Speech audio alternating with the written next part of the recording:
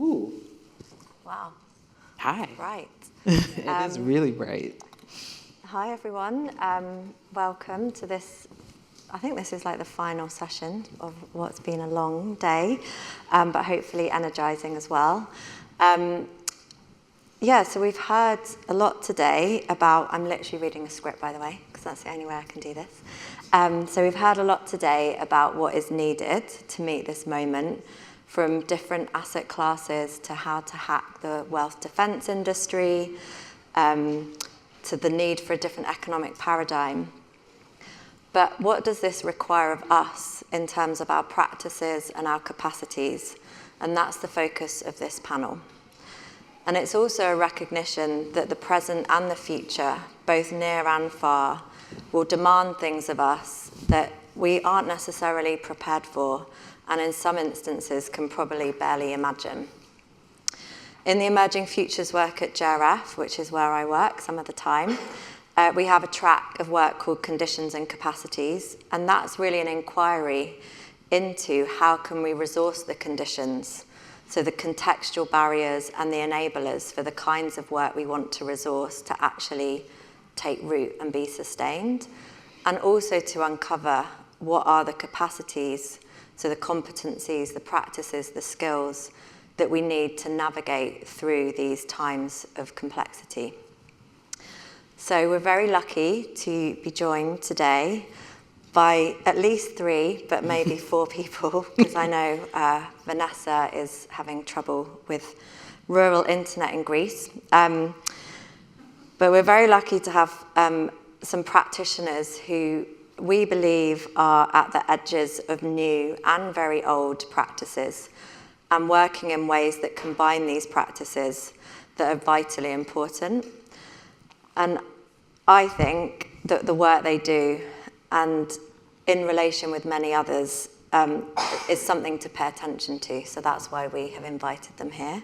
So we have Elissa, and we have Justin, and we have Cyrus, all in different parts of the world today. And I'm not going to spend time sort of introducing them. You can read their bios in the program, and I would really recommend following links out to their work, because they all do amazing work. And I think Vanessa was going to read a poem to actually seed us into the conversation, but I think Elissa, are you going to read it instead? I'll read it, and this is Cassie, everybody. Yeah. All right. What do they do? The singers, tale writers, dancers, painters, shapers, makers, they go there with empty hands into the gap between. They come back with things in their hands. They go silent and come back with words, with tunes. They go into confusion and come back with patterns. They go limping and weeping, ugly and frightened, and come back with the wings of a red-winged hawk, the eyes of a mountain lion. That is where they live, where they get their breath, there in the gap between the empty place. And that's from Ursula Le Guin. Thank you. Mm-hmm. And I think we have Vanessa now, so hopefully the Wi-Fi will be all right, but if it's not, that's also fine. We're going to start with each of them just sharing for 5 minutes a bit about their practice and the work they do, and then we'll go into a conversation. So Justin, over to you, who's normally in Boston but is today in Berlin. I am. Yeah, thank you very much, Cassie. And thanks for the extra E on my name. It always makes me feel more important when I have that extra E. It's just like, yes. So I think we're going to show some slides, perhaps. Okay, cool. And I will move quickly. I promise I will.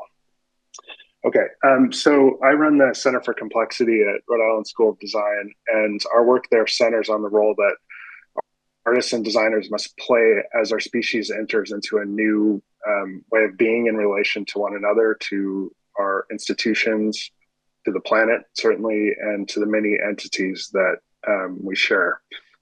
The next slide please, shows that we describe this era as the Polyscene. This is a kind of research agenda that we're advancing now. So for us, the Polyscene is a research framework that is responding to a growing discomfort that we have around the idea of the Anthropocene, because of how that word places humans at the center again of everything, and that's part of the issue.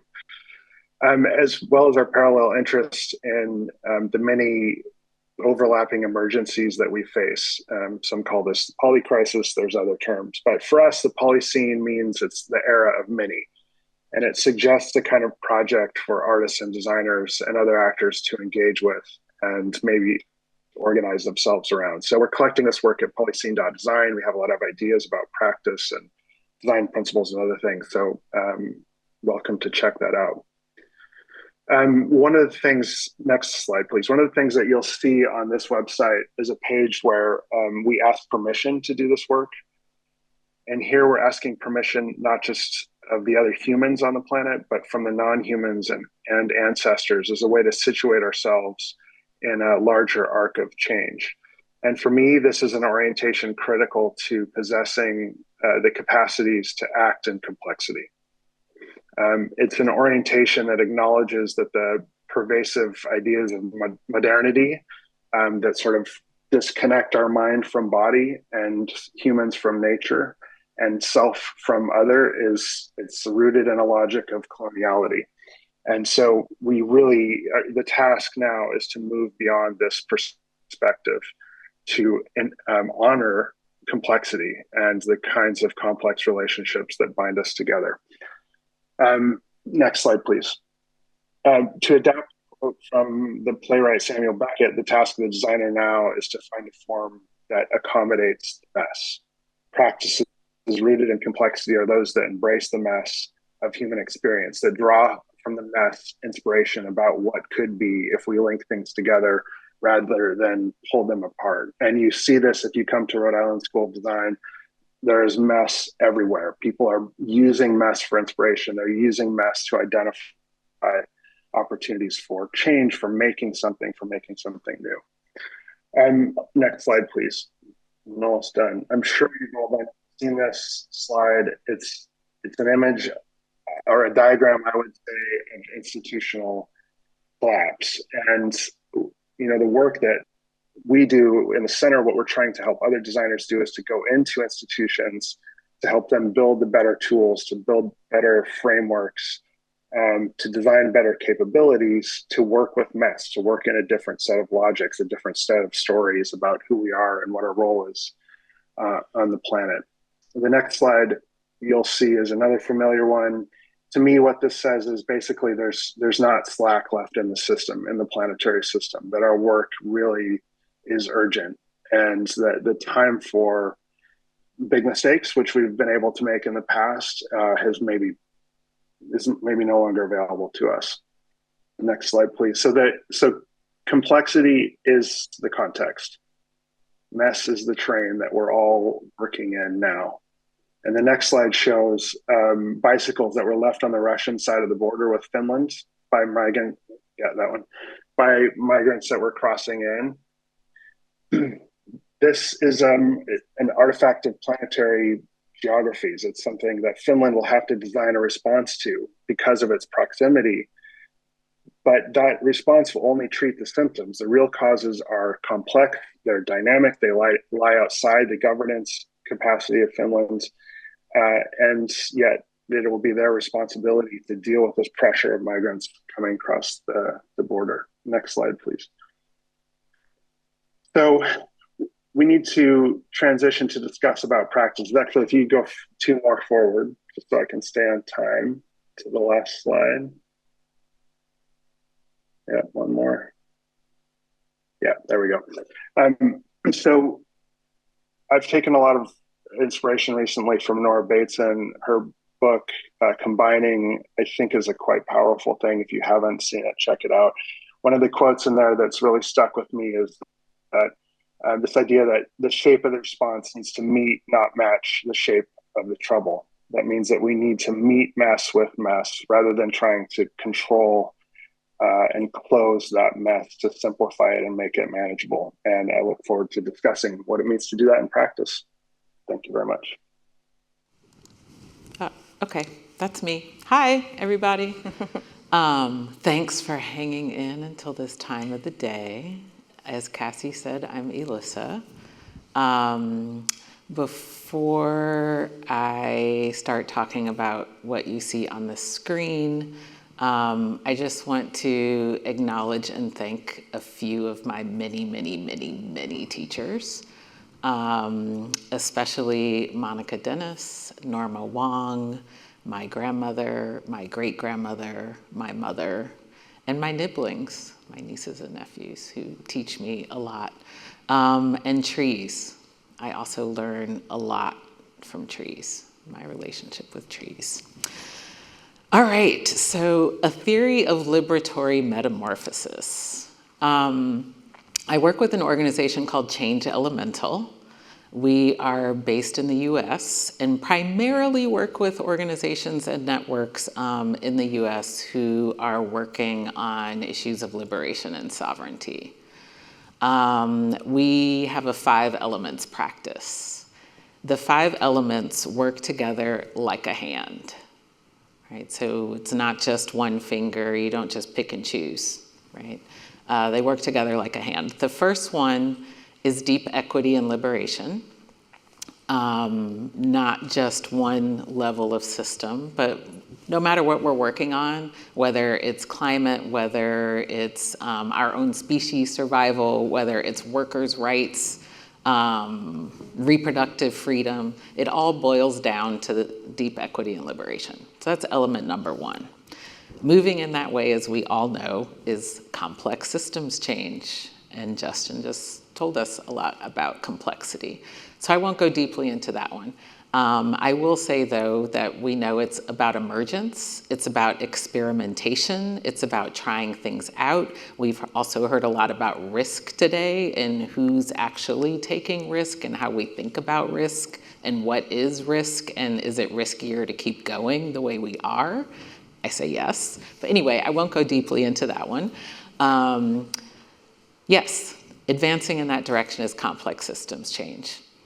In order to do that, we have to define, cultivate, and share leadership and power differently, right? We know about power over. I actually don't think power over is bad, but it's appropriate for maybe 5 to 10% of the time, right? It's also brittle.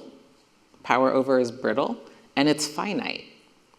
Power with and power within are infinite and enduring, right? So how we actually cultivate that, define it, and exercise it is the 3rd element. In order to be the kind of people who can do that kind of doing, work in power with, cultivate and stand in power within collectively, requires inner work and multiple ways of knowing. Those are elements 4 and 5. Inner work, in I think it was 2015, I don't remember the year, but after another young Black man in the US had been murdered by police, and you know, in the nonprofit sector, everything starts with a check-in. You know, how are you? Blah, blah, blah, you know. I was like, how am I gonna answer this question? Right, because I don't wanna lie, and I can't go into all of the things. So I needed to redefine well for myself. And so I started defining well as able to be with all that is in a relatively resourced way, right? So inner work, both on an individual and a collective sense, right? We can't just do our inner work alone. We need collective inner work practices, is about cultivating that kind of well-being. Right, that allows us to lead and to be with all the things in a relatively resourced way. And embracing multiple ways of knowing, not just the cognitive. We've heard a lot about somatic. We've heard a lot about our bodies, learning from our emotions, learning with nature, creative practice, artists, artistic ways of knowing. In our movement spaces, many of the movement spaces that have been most successful, we all know that there are artists, there are healers, it's not just people with strategies and, data reports who are advancing successful movements. So we need to embrace multiple ways of knowing. I'm going to skip a bunch of slides now. I will say that a place to learn about, where we share about, experiment together, practice together, is the Prefiguring Futures Lab, which is my baby within Change Elemental, in partnership with lots of other folks. And there we bring together people from many different movement roles, so progressive philanthropy, organizers, healers, evaluators, all artists who are in movement space to be in learning together about how to bring a 5 elements approach to their role in advancing movement. So that's the Prefiguring Futures Lab. Now I will skip these things and just go here. Let's see what it looks like. Ooh, that's much clearer for you all, good, than it is for me. So this is the theory of liberatory transformation. I'm not going to talk through everything that's up here, but I will name that in those circles of oppressing, healing, and liberating, there are 4 things that are 4 domains that are consistent across, and this builds on the work of Monica Dennis, who I mentioned earlier. How am I doing for time? I think you need to be quick. Okay. Quick doesn't define, but I'll try and be Maybe like really a quick. minute. Okay, a minute. Okay. There are 3 domains. 4 domains consistent across oppressing, healing, and liberating. They are source, body, emotions, and story. So oppressing practices distort, disappear, disengage, right? Disown, dispossess us of these things. Healing is about reconnecting in those 4 domains. And liberating is about having continuous, whole, healthy relationship with source, with body, with emotions, and with multiple simultaneous whole stories. So that's more deeply into that. And then the last thing I'll say, because people frequently ask, what do you mean by source? I'll give you a personal definition, and then I'll stop. That I see my purpose in the world as being a call to the sacred in everyone. I define the sacred as what's possible when we all have what we need to be our best self, right? So it's not a particular religion or what have you, but that's the sacred. So source is whatever cultivates that in each of us and in us collectively. So for some, that is a religion. For some, that is their relationship with nature. For some, that's their creative practice, right? For some, it's more than one thing, but continuous connection with source. And I will pause there. Thank you. Thank you. Oh, I Elissa. will go here in case people want to learn more. Then I'll pause. Okay, give people a few seconds to get that, and then we're going to hear from Cyrus. And I think the thing with all of the practitioners that we have in this session, they all do so many things and they could talk about many things. So I'm kind of surprised at what they're each going to talk about. And Cyrus definitely does many things, and we're really lucky to have him join us. Hopefully we're going to be able to see him. Yeah, thank you so much. I don't know if you can hear me okay. Yeah, it's really great to join you today. I'm actually right now in the traditional territories of the Beothuk and the Mi'kmaq people in the easternmost part of Canada, in the Focal Island of Newfoundland. So I'm in this really remote area and really connecting with the community and people there. And I mean, for me, what I want to start with is the root of my practice is really inspired by Bambera, who's a Black filmmaker, thinker, philosopher, who in 1982 suggested that in fact it was the role from marginalized who have been under-recognized to make the revolution irresistible. And she suggested that we make the revolution irresistible, that we make systems change so possible and so doable can't help but all want to get involved.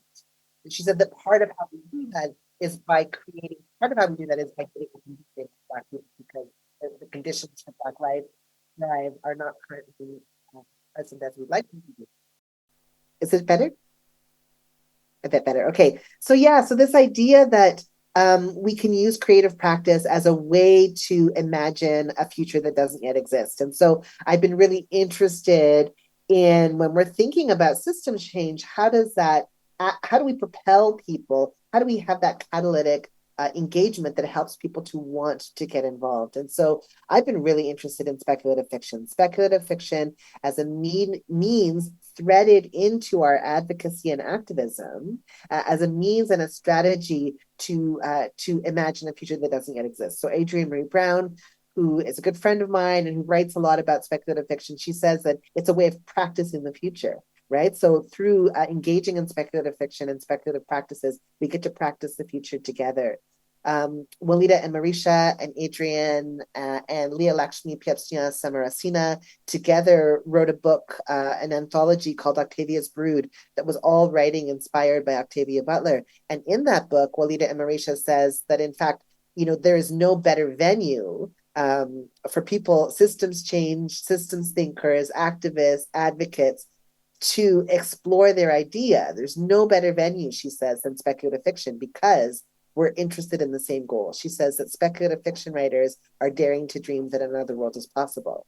We, as systems thinkers, as systems changers, as activists, we are daring to dream that another world is possible. So she suggests, what better venue for us to explore our work than imagining the future together? So I've been really interested in this idea of a desired future, the kind of futures where we have some of the things that we're moving towards.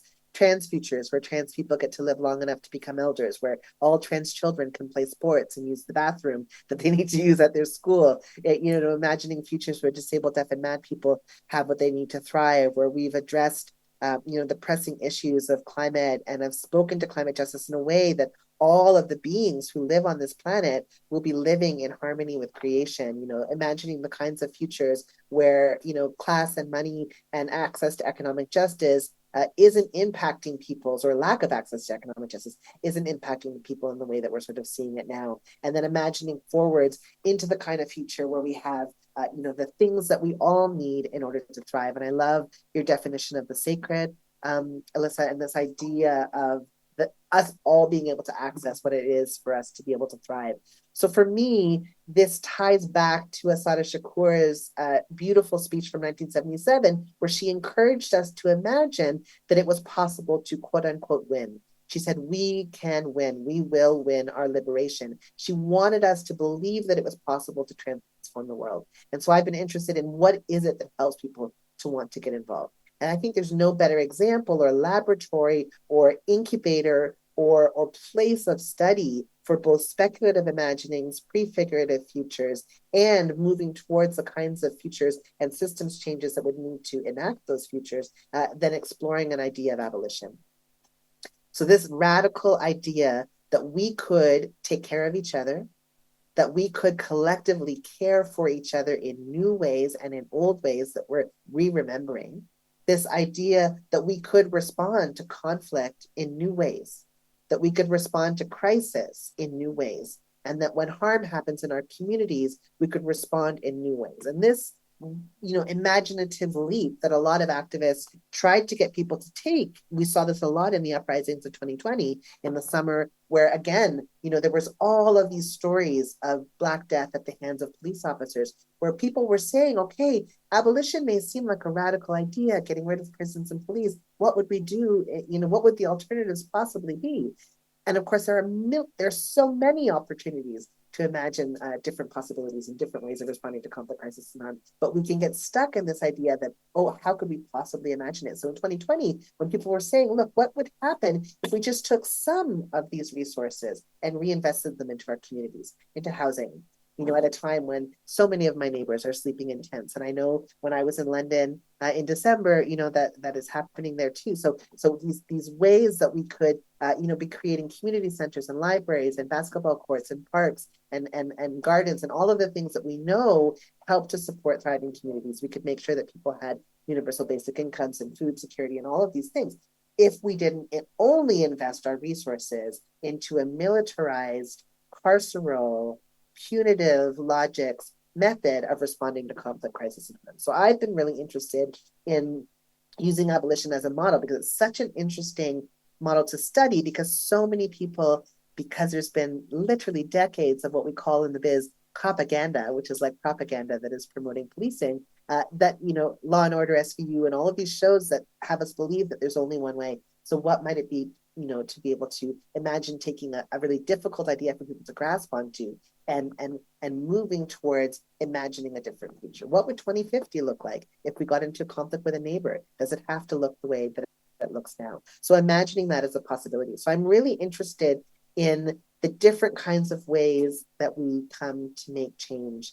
And abolition is something that I'm very passionate about because it's an example of how we can move people even to an unimaginable future, which is something that we're trying to imagine. In 2020, when we kept seeing the death tolls rise, people started saying, look, we may not know exactly where we're headed, but we know we can do better than the police shooting Jacob Blake 7 times in the back while he walks back to his car to get his ID. We know we can do better than the police shooting Breonna Taylor in her bed while she slept. You know, we know we can do better than what we're currently doing. And then, you know, back to speculative fiction, you know, I got a chance to meet Octavia Butler in 2005 and to work with her a bit. And I just gave a talk at the Octavia Butler Archives in Pasadena earlier in May this year. And, you know, she told me at that time, I asked her how she wrote Parable of the Sower, which if you haven't read that book, I really encourage you to read it. She wrote it about this year, about 2024. And she said that I said, how did you write so accurately in 1993 about this future? And this was in 2005. And she said, oh, I wasn't, you know, prescient in any way. I was just studying human trajectories, human history, and imagining if we went forward without changing anything, where might we end up? And we end up in this decidedly dystopian now. And of course, what I'm interested in and what I would sort of close here to say is, what if we took that practice as systems thinkers, as systems changers, and imagined the trajectory of human history going forward 30 years, but imagined everything changed? All of the branches changed that could go, and that we actually did this and transformed the world. So that's what I'm rooting for. Thank you. Thank you, Cyrus. And over to you, Vanessa. Hello, everyone. I'm calling in from Elada, which is the name of Greece, spoken by the Greeks. And I'm here, as I've been here many times since about 2007, working in collectives around crisis and collapse and change, and I could say chaos. So here during the financial crisis, the refugee crisis, and now the climate crisis, and working with collectives in moments of, you could say, wobble, you could say collapse, you could say moments where people aren't quite recognizing what they're in and maybe even who they are while they're in it. And so I'm really interested in the practices in that space where we're not recognizing yet, or maybe ever, the moment. And sometimes that moment can be a moment where things are dying. It could be a moment where things are erupting, and it's still very, very unknown. So I wanted to speak a little bit about some of the learnings of how to practice through and in and with such times. And I think we're in such times in many places, and maybe everywhere, but to different degrees right now. I just want to say about degrees, I'm in a heat wave. I'm sweating like anything. And there's fire alerts. As you might recall, the fires for last year. There's the alerts now, and there's a lot of smoke in the air. It's a strange air, and there's smoke traveling from different parts of the world. And so it's a very strange moment, even just this moment right now, speaking to you. So I wanted to speak to you. I don't know, I can't see you in the audience, but I'm sure many of you are on teams, in fields, working in systems with others. And I think some of the questions we've been in here, both with Wolf Willow, and I work with Cyrus at Wolf Willow Institute in Turtle Island, and the Living Wholeness Institute, which we founded here during the financial crisis, is this question of how do we live into, as opposed to solve, the issues at hand. So one is to take on the posture of a learner. What does it mean to actually learn in and through situations, contexts, to take on the identity, the posture, we say le posture en français, the posture or the stance of being an inquirer and having a quest not actually knowing, and who or what are we in service to. And it's very different to be a systems learner than it is to, say, be an expert. And there's nothing wrong with expertise. It's just another posture that we're suggesting, that we have expertise in certain places, but we also, when we face the not knowing, it's to be humble and to be curious about what we don't know. So to be a systems inquirer is one of the postures. And from this posture, is a few things that I've noticed. One is to name, to collectively or together name and frame the life cycle in which you find yourself in the death cycle. Are you in a moment of growth? Is it a moment of expansion? Is it a moment of death? Is it how might you frame and give a context? So the art of contextualizing is a really important skill set to have. And in like a family system, for example, with my mom who had cancer, when her bloom of cancers erupted in her body, she and we named that moment as palliative. It wasn't regenerative, it wasn't solving, it was palliative. And as an entire family and family system, we were coherent on what we were in. We didn't know how to do it, but we knew it actually gave us a huge amount of energy to name very precisely, at least in that moment, what we were in. We do that with our organizations. We can do that with our systems. It's a very helpful collective practice to name that. The other is that to kind of shift a lens from leading, again, nothing wrong with leadership, but to a posture or a consciousness and a practice of hosting. And why would I say leader to hosting? It's because in the act of hospitality and in collectively hosting a time in your life or a collective experience or a systems transformation, is to welcome in the stranger. And it's not that you don't do that as a leader. I'm just suggesting another word or another posture will give you another lens. And in hospitality, the roots of hospitality in Latin are hospice, and it's to be a guest and also to welcome the stranger. In Greek here, there's the word philoxenia. So Xenia is the stranger, philo is the friend. So to be the friend of the stranger, because in times where we don't know what's happening, when there's an explosion or a revolution or just a very, very new moment, it's also to welcome in what we don't know in the stranger. And what I mean by that is the many unknowns. It's to understand that there'll be many unknowns meeting us and to actually have a way of welcoming that in. The other is that there are communities of practice that work with the art of hosting meaningful conversations or the art of participatory leadership, and that hosting creates a field of people as opposed to, say, a team.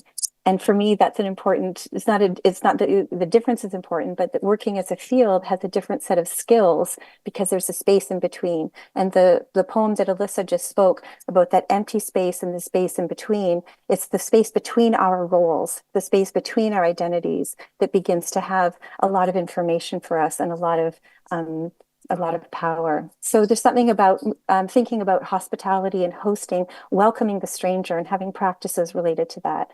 The other is that when you're in strange times, to fall back on a practice that you know. And so for some, you really know how to host a dinner or you really know how to host something. And so it's something about being able to access what we do know to be able to collectively work with also what we don't know. Another piece is around pattern recognition. And this is a piece that in a lot of systems work and complexity, there's a lot of great training and really, really good ways of finding and accessing patterns because those patterns tell us something about where there might be coherence. I think in times of collapse and of change, it's also very important to be able to notice anomalies, the things that don't quite make sense. The anomaly is the one that has its own system and structure underneath, and to be very curious about the anomalies. The pattern recognition, like I said, gives actually a lot of coherence and movement forward often. The anomaly, again, is a moment of deep curiosity. What is the structure under the structure of the anomaly? How might that be information that we didn't yet see or need to see? So that's another piece. And the poet Mary Oliver talks in this beautiful poem, Instructions for a Life, she says, pay attention, be astonished, tell about it. There's something about a new or a next level of awareness or lenses, new glasses maybe, to be able to put on to see some of the patterns or some of the anomalies in new ways. To be astonished is a human capacity of being in awe or being struck in some way that might open a new lens. And then to tell about it is to begin to tell the stories or to bring it into the collective field. The other piece about anomalies is that if anyone has hosted or been part of hosting a person who has died, for example, there are very strange moments in the dying that might not mean anything or might not have sense yet to our ordinary way of seeing. But in the dying, for example, there are strange movements, there are dreams, there are memories. There is a liminal space between this world and the next world. And that's something I call the wildlife of dying. There's something really important about paying attention to the signals that might not have had a space in our ordinary way of being, in our previous, maybe known way of working in a sector or running an organization or giving money. And that there's something really important about these signals that start to come in that might be strange and unusual.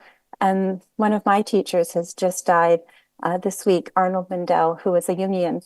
He was also a quantum physicist, and he also developed something called process-oriented psychology and deep democracy. And one of the incredible things about him and his practice was this idea that the dreaming is happening in our conscious life, not just in our unconscious life.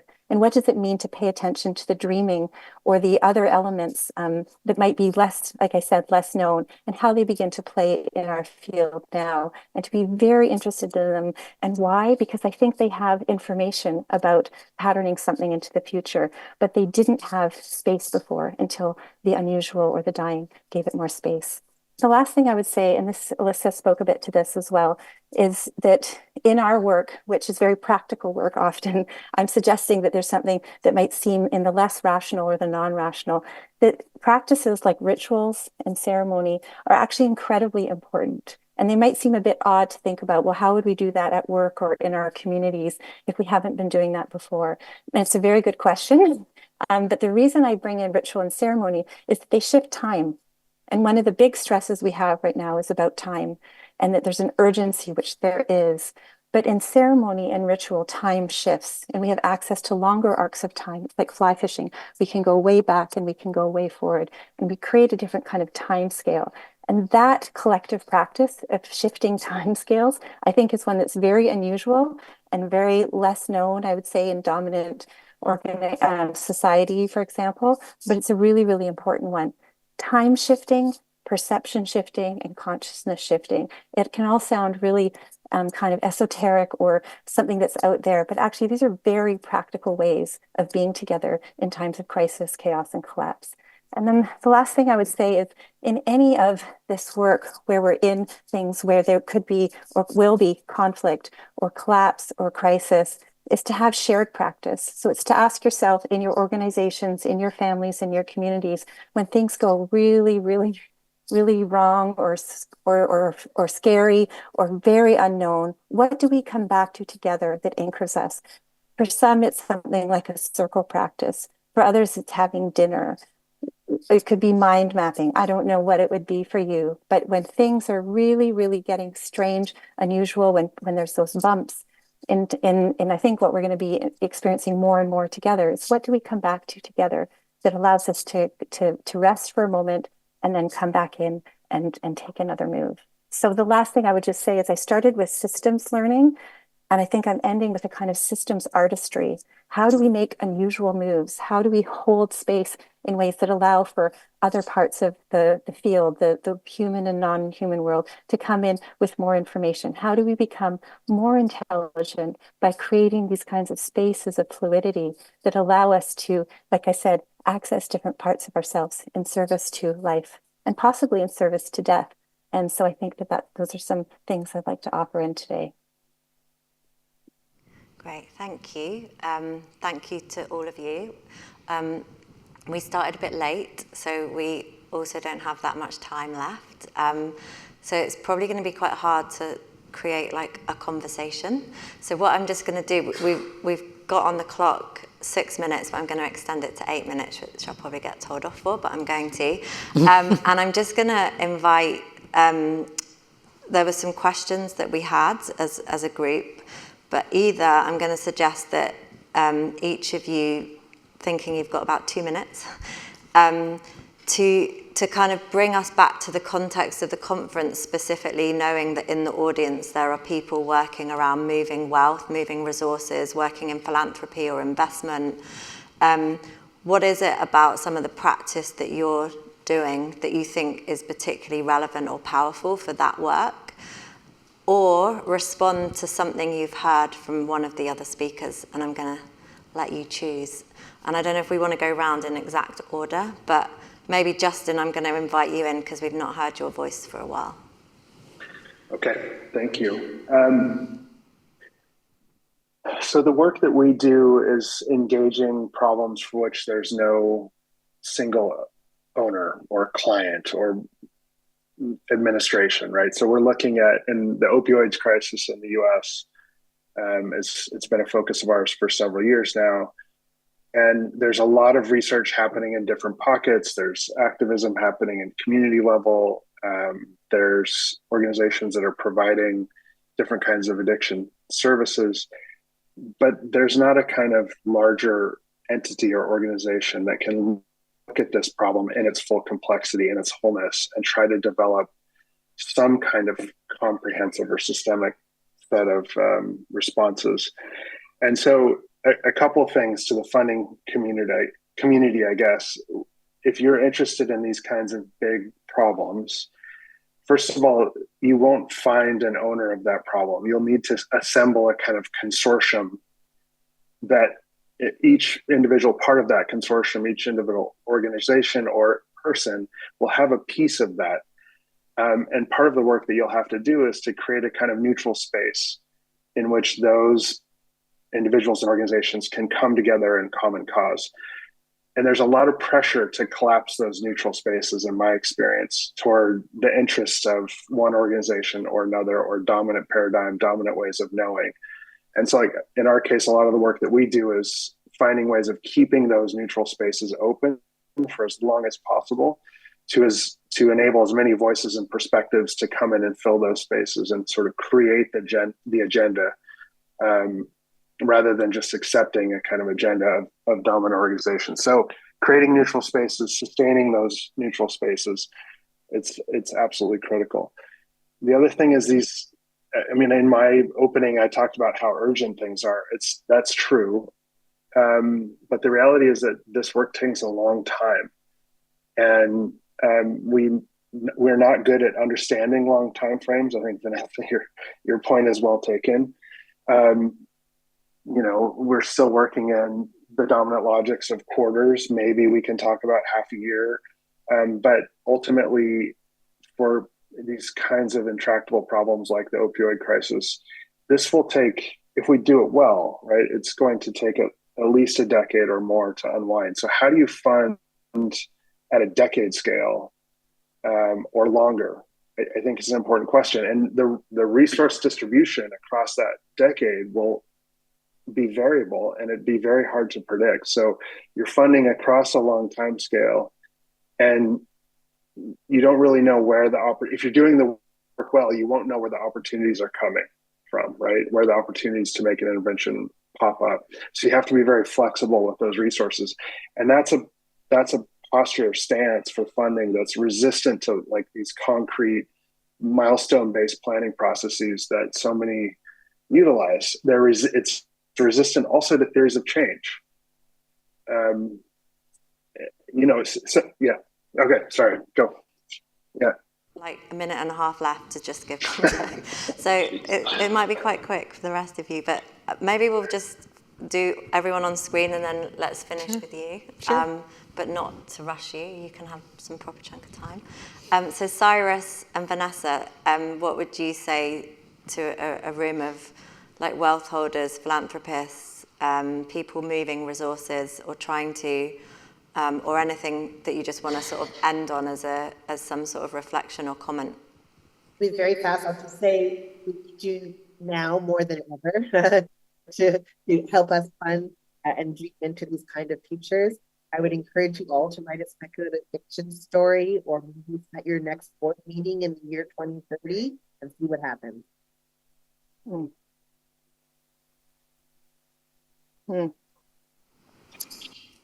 I think it's Yeah, to really fund new kinds of learning and maybe old kinds of learning, and making that really explicit that if we're not learning, we might just be dying. One, what always a given, what Willow calls my God, multi-year general operating dollars, that's just a given. Two, it is, right? It's a given. Two, thinking about and actually living into embodiment at many levels of scale, and remembering that scale is not always breadth. Scale is also depth, and depth is needed. So that's two. And then three, similar, I think, to Cyrus, is a practice that I was involved in with another of my teachers, Norma Wong. It was called, let me see if I can get it right, 7 generations. No, all under heaven intact across the generations. Whew. So we started going back 140 years. Then, and writing about what was happening in the domain, we care about. Then we cast 140 years into the future, and then we came back to 5 years from the present. So if in 5 years we're on the way to what 140 years looks like, right? What is that in 5 years? And then planned from there. So that's a third practice I would think about in terms of where you invest. And I'll add one more quick fourth thing. Invest in imagination, creativity, places to play, dream, experiment. We don't know. We have to try things. Capital investment can't be based on proof of concept. Yeah. Last thing. Yeah. Thank you. And I'll just sort of finish by saying, well, firstly, thank you for, I know you're going to actually finish with something else. Oh, sure. But I mean, I guess one of the reasons, I sort of said this at the beginning, but one of the reasons for inviting this panel is because, I work in this field and I see the work that these 4 are doing with many others, thinking about like the planetary scale, and there are so few people in the field that I work in that are thinking at that scale, that are really engaging with the depth and breadth of complexity. We heard that in the first panel. Artists, artistry, that whole community is so under-resourced and undervalued in this kind of work. And some of the different ways of knowing and the knowledges and also the resourcing, the sort of dying well and the making of good compost. And so these are really important practices and capacities that are really not happening in the field of philanthropy, wealth redistribution, and all of those things. So I really hope that this has piqued your curiosity and you'll go away and find out more about what's emerging in this field, these fields of practice, and how you can, take it on yourselves. So I'm just going to hand over to Elissa, who's just going to finish us off, and then I know we have to get off the stage. Really quickly, I'm going to ask you to close your eyes. And I'll do it too. Put both my feet on the ground. And just take yourself back to one thing that is not top of mind, but is top of heart that you heard in the last 50 minutes. And what is the sensation of that top of heart thing? Does it bring up an image, a color? Is it warm or cold? And let that sensation move throughout your body. Breathe into it.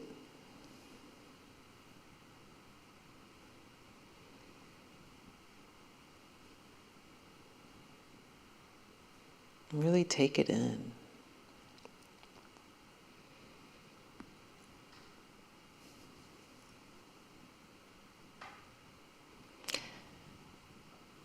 And then I want to bring your attention to one thing that's top of mind that is bringing up fear or doubt, something that's limiting.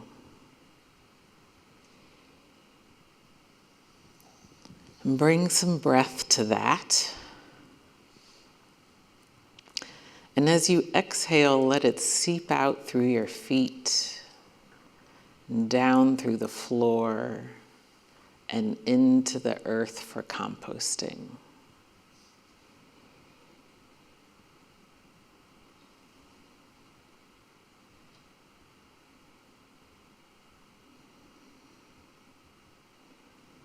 Bring your breath back to top of heart.